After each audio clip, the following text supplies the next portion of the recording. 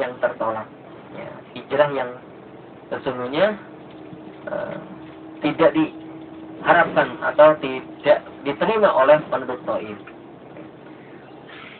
Ya, sebelum lebih lanjut terkait dengan kisah hijrahnya Rasulullah Shallallahu Alaihi Wasallam, ya, berdakwah dalam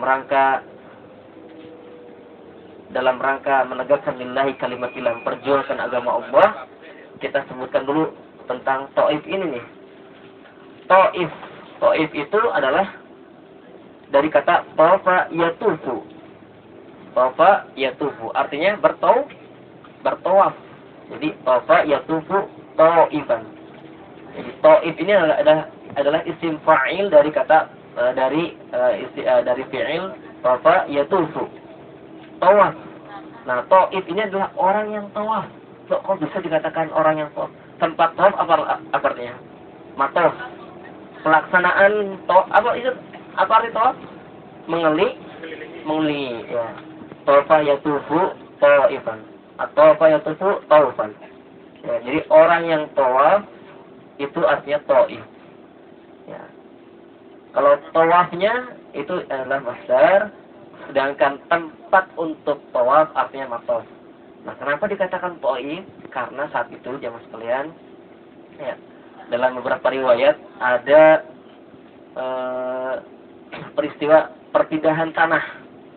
Jadi malaikat Jibril alaihissalam diperintahkan untuk memindahkan lahan dari sebuah bukit dari daerah Syam itu ke sebuah tempat di dekat junub Mekah, sebelah puncaknya kota Mekah, begitu. Kemudian jemaah sekalian, sebelum dipindahkan ke yang sekarang dikatakan daerah Taif ini, nah, malaikat Jibril alaihissalam melewati Ka'bah al-Musyarrafah. Nah, kemudian tanah ini diajak tawaf keliling. Kemudian dipindahkanlah ke sebuah tempat. Nah, bisa dikatakan bahwa tempat yang dipindahkan itu adalah tempat yang subur. Ya.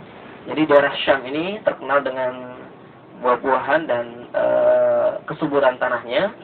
Jadi sangat berbeda dengan tanah yang ada di Mekah Al-Mukarramah. Taif cenderung lebih subur. Ya, ada kurang lebih ada 4 atau 5 buah-buahan yang khas di Taif. Yang pertama adalah buah anggur. Ya, ada anggur Taif kecil-kecil, ya, hijau. Kemudian yang kedua adalah buah delima atau ruman, buah delima yang kedua. Yang ketiga adalah buah aprikot.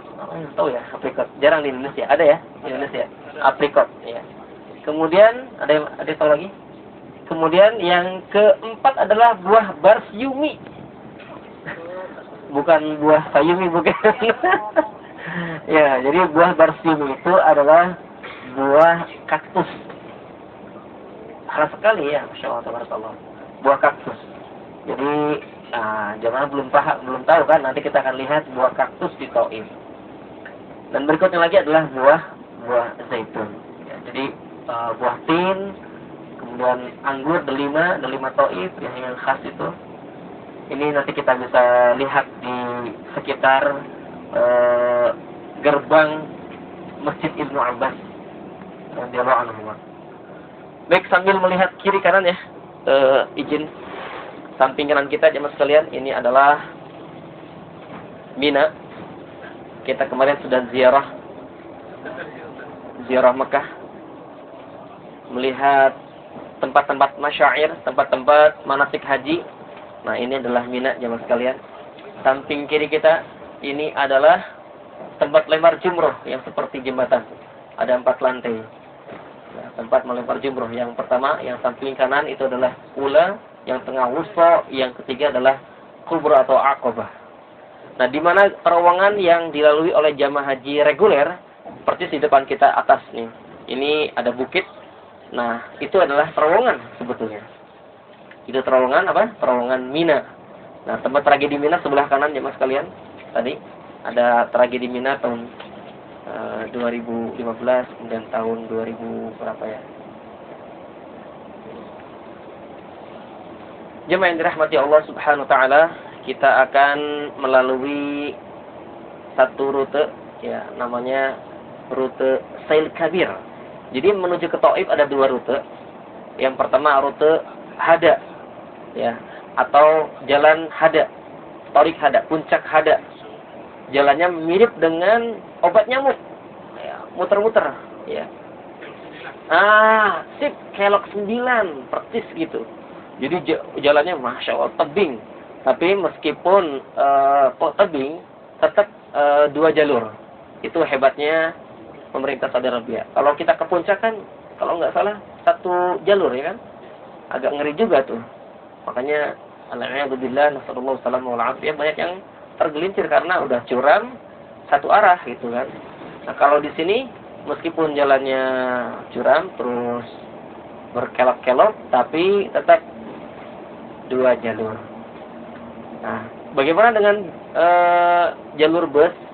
Jalur bus ini melalui Torik Sail Kabir atau jalan Sail Kabir, di mana nanti kita akan melewati satu tempat, yaitu Ma'rakatul Hunain, tempat peperangan Hunain, di mana Rasulullah SAW, ya, melawan para pemberontak dari suku Khawazin, dari Bani Saqif, ya, ketika Fathu Mekah, ya, setelah Fathu Mekah 18 hari ada pemberontakan dari suku Khawazin, dan itulah peperangan terbanyak pasukannya. Jadi Rasulullah memiliki pasukan terbanyak saat perang Hunain, di mana para kafir Quraisy Mekah yang awalnya belum masuk Islam, setelah Fathu Mekah mereka berbondong-bondong masuk Islam tanpa pertumpahan darah, tanpa paksaan, karena mereka merasa malu sebagian, kemudian mereka merasa harus sadar dengan kabilah-kabilahnya. Jadi sebagian mereka sudah masuk Islam. Jadi perang Hunain itu adalah pasukan terbanyak, di mana banyak sekali kaum kafir Quraisy yang masuk Islam menjadi mu'alaf saat itu. Jadi pasukan mu'alaf terbanyak saat itu, Masya Allah. Dan sehingga setelah perang Hunain ini, jamaah sekalian,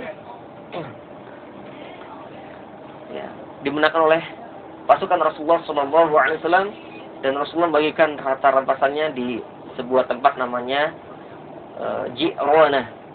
Nah, di situ Rasulullah bertemu dengan Halimah Sa'diyah yang menyusui Rasulullah SAW, dan disitulah jemaah sekalian Rasulullah banyak sekali memberikan harta rampasan atau ghanimah kepada para mu'alaf Mekah atau kaum kafir Quraisy yang saat itu sudah masuk Islam. Quraisy Mekah yang sudah masuk Islam. Ada yang mendapatkan 600 unta, ada yang mendapatkan 400 unta, 500 kambing. Masya Allah, tabarakallah. Dan ternyata jemaah sekalian, kaum Ansar tidak diberikan satu pun ghanimah oleh Rasulullah SAW. Nanti kita akan lihat tempat terjadinya Ma'rakatul Hunain. Namun biasanya jemaahnya udah tidur ya, karena perbatasan dari Taif dari Mekah ke Taif. Sudah sarapan jemaah sekalian? Alhamdulillah. Kalau sudah sarapan biasanya perutnya sudah terisi ya. Setelah terisi maka doa tidur. Maka doa lelah dan doa ngantuk. Apa doanya? Allahumma bisika.